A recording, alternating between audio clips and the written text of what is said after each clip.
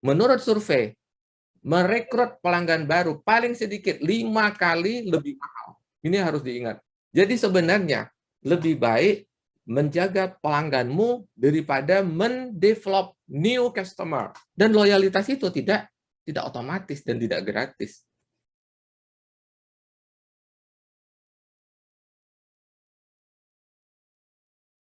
Itu langkah kedua ya, langkah ketiga. Tetapkan sasaran Anda dan kemudian kita ukur berhasil atau tidak. Apa sasaran Anda setelah Anda tahu? Contoh, wah dia dalam 1 bulan datang ke tempat kita 2 kali. Apa target Anda? Kalau dia datang 2 kali, apakah Anda bisa meningkatkan 10%, 20% dari kunjungannya dia? Itu target. Dan apakah Anda berhasil? Diukur, ya. Jadi setiap kali ada tindakan diukur. Kalau Anda melakukan suatu upaya lalu diukur, apakah upaya kita berhasil atau tidak.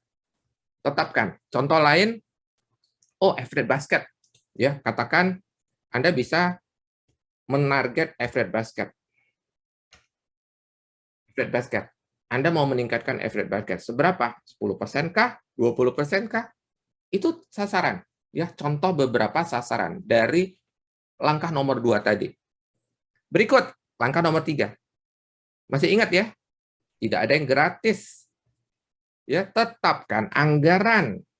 Kalau Anda ingin menahan, menjaga pelanggan, customer retention, ya, menjaga mereka.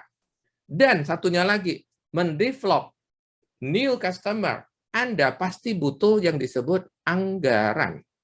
Tidak mungkin ini bisa terjadi gratisan. Ya, ingat tadi, tidak ada yang gratis, tidak ada yang otomatis. Anda harus upayakan, harus Anda lakukan sesuatu supaya apa? Supaya terjadi apa yang Anda inginkan. Punya anggaran ya, karena kemarin contohnya saya ada melakukan bisnis review dengan 2 klien saya, dua-duanya ternyata nggak punya anggaran tidak punya anggaran yang memadai untuk marketing.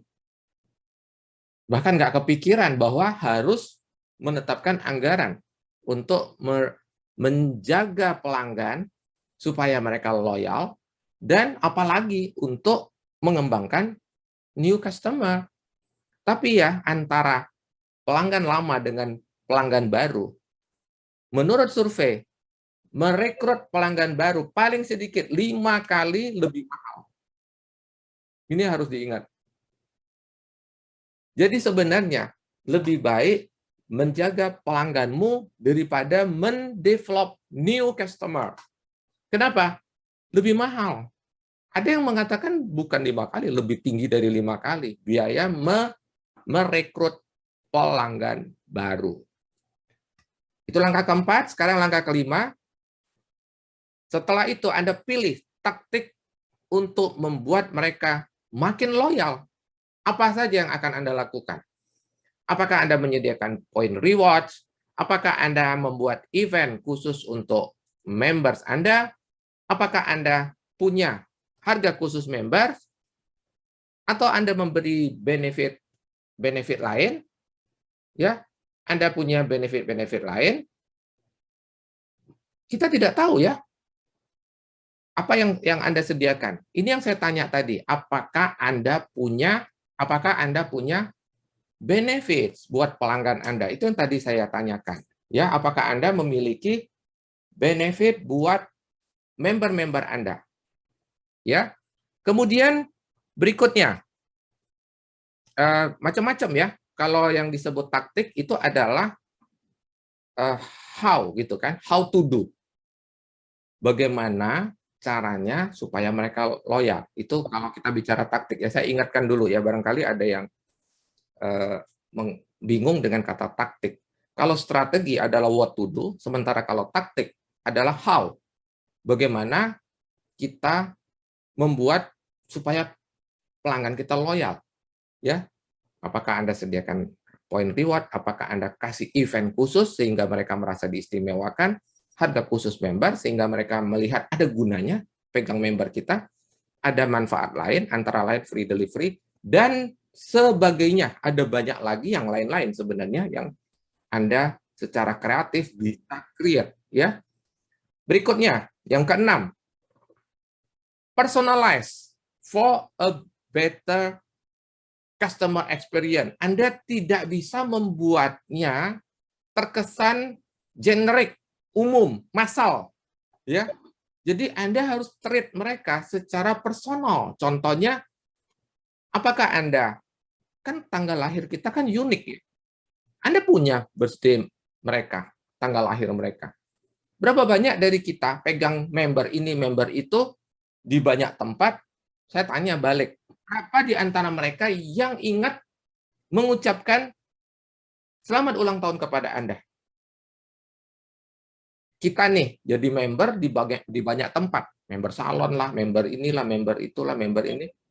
Ada nggak di antara mereka itu yang secara khusus hari tersebut, hari ulang tahun, hari istimewa Anda, mengucapkan selamat ulang tahun kepada Anda secara personal? Ada nggak? Dibalik nih, Bapak Ibu tadi kan 75% bilang sudah punya loyalty program. Saya tanya dari 75%, berapa banyak dari Anda yang kalau pelanggan ulang tahun mengucapkan selamat ulang tahun kepada pelanggannya? Padahal Anda punya database pelanggan. Padahal Anda punya data mereka. Berapa banyak Anda menyempatkan waktu mengirim pesan yang sangat personal? Personal loh. Bukan nih, yang ulang tahun hari ini ada 15, hajar, blast, boom. Pelanggan yang terhormat, selamat ulang tahun, kami ikut bergembira. Tanpa Anda menyebut nama yang bersangkutan. Ya, contoh nih. Selamat pagi Mbak Riri Wijaya. Di hari yang istimewa ini, kami, keluarga besar dari nama perusahaan Anda, mengucapkan selamat ulang tahun dengan harapan semakin sehat, semakin sukses dalam segala urusan. Personal. Menyebutkan nama. Ya, kita tahu banget. Ya, apakah dia bapak, apakah dia ibu gitu ya. Jangan salah sebut ya. Selamat ulang tahun Bapak Riri gitu ya. Salah ngomong lagi, ya, salah nyebut.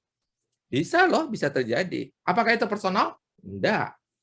Personal artinya si pelanggan merasa pesan itu memang di-create buat dia. Bukan buat orang lain. Bukan massal. Bukan generik siapapun yang ulang tahun hari ini. Tetapi untuk dia. Itu ya. Kemudian kan ada special occasion kan? Seasonal. Apakah dia merayakan Idul Fitri? Apakah dia merayakan Christmas? Apakah dia merayakan apa? Anda tahu apa tidak? Lalu Anda mengucapkan. Berapa banyak dari kita sekedar blast WA tanpa peduli dia merayakan atau tidak? Hajar saja. Dia peduli amat dia merayakan Idul Fitri apa tidak? Hajar. Atau dibalik. Peduli amat dia merayakan sebuah season tertentu atau tidak? Anda blast. Personal? Tidak. Itu tidak personal. Ya. Maka itu data tadi sangat penting ya, data di nomor 2 ini sangat penting. Ya, termasuk di dalamnya apakah dia merayakan agama atau ibadah tertentu sehingga Anda bisa mengirimkan pesan yang personal ya. Kemudian special offer yang relevan dengan kebutuhan dan keinginan yang bersangkutan. Contoh, Anda mengirimkan promosi diapers, tetapi kepada bapak-bapak yang kecil kemungkinan dia beli diapers. Bukan tidak mungkin bapak-bapak beli diapers, tapi apakah relevan? Ya, atau produk yang sebenarnya sangat khas untuk kepentingan wanita. Perawatan muka contohnya, ya. Anda memasarkan sesuatu supaya glowing gitu ya. Zaman dulu orang takut glowing, zaman sekarang orang mau mukanya glowing ya. Anda ke bapak-bapak ya. Nah, bapak-bapak yang nggak peduli penampilan ya, apa urusannya saya ditawarin glowing tidak glowing ya. tidak relevan, ya. Berarti apa? Tidak personal. Kenapa Anda bisa mengirimkan ini? Pertama, karena mungkin kita memang tidak peduli. Tidak peduli dengan pelanggan kita sendiri. Sehingga kita ketika mengirim pesan, kita menganggapnya generik aja, massal. Tidak ada spesial-spesialnya, ya, tidak personal. Oke ya? Nah, yang ketujuh, berapa banyak dari kita punya puluhan ribu pelanggan, tetapi kita tidak pernah menyapa mereka, tidak connected, ya, tidak stay connected with your customer. Itulah sebenarnya inti dari CRM, kan, Customer Relationship Management, yaitu Anda punya sebuah manajemen yang peduli dengan customer Anda, membina hubungan terus-menerus. Pelanggan yang terkonek dengan Anda, most probably, kemungkinan besar, dia akan ke toko Anda lagi. Mereka yang connected dengan Anda, kemungkinan akan mengulang, membeli ulang. Contoh ya, saya ikut WA Group, berisikan teman-teman sekolah dari satu sekolahan, tapi sebenarnya saya tidak kenal seorang pun, ya. Tapi apa yang mereka lakukan? Itu marketplace. Jadi siapapun punya bisnis, tumpah ruah di situ. Lalu kan saya tidak, kalau ketika saya memesan, saya kan tidak ingin semua orang tahu, kan. Lantas kita pasti kontak, kan. Secara personal kita kontak, kan. Kita pesan. Kita tidak ingin dong semua orang tahu kita beli apa. Kita kontak personal. Dari titik itu terbentuk apa? Koneksi, kan? Terkonek, kan? Apakah kita berhasil menjaga? Kalau kita berhasil menjaga hubungan, maka kita sudah membangun database pelanggan. Sehingga suatu saat, ketika dia buka PO lagi, ketika dia produksi lagi, dia tinggal blast ke database pelanggan dia. Dan dia tahu banget siapa yang pesan apa. Katakan dia punya 10 item. Ya, ini contoh, personalized. Katakan dia punya 10 items. Kita beli berapa paling? 2 items, ya. Jadi suatu saat kalau dia lagi produksi item 1, item 2 ini, item A, item B, maka dia akan WA saya. Khusus. Kenapa? Karena dia tahu persis saya membutuhkan 2 item ini. Sementara dia punya 10 item. Apakah dia tawarkan? Tidak. Karena kalau dia tawarkan, blast, contoh, item C, D, sampai Z, gitu, padahal saya tidak butuh. Apa rasanya saya? Personalize? Tidak. Saya tidak merasa itu untuk saya. Karena tidak personal. Nah, itu contoh dari penerapan 7 langkah ini. Ya, stay connected. Kalau, nah, beda dengan menawarkan secara personal, stay connected itu, dia tak tahu saya kapan ulang tahun, kapan merayakan season tertentu, ya. Contoh nih, saya pernah beli dari seseorang dan dia tahu saya ulang tahun. Dia kirimkan. Dia kirimkan sesuatu kepada saya. Saya ingat nggak dengan dia? Ingat terus. Ya, mau pindah ke banyak yang produksi barang seperti dia, tapi saya ternyata balik lagi ke dia. Balik lagi ke toko yang sama. Kenapa? Karena saya terconnected. Beda, ya. Jadi, Anda ingin pelanggan Anda loyal, tidak ada yang gratis, tidak ada yang otomatis. Ya, kalau Anda lakukan 7 langkah ini, mudah-mudahan Anda benar-benar membentuk kumpulan komunitas yang terdiri dari pelanggan-pelanggan yang memang militan kepada Anda. Loyal, ya. Loyal. Kalau mereka loyal, mereka tidak mudah berpindah ke tempat lain. Kenapa? Karena loyal. Dan loyalitas itu tidak otomatis dan tidak gratis.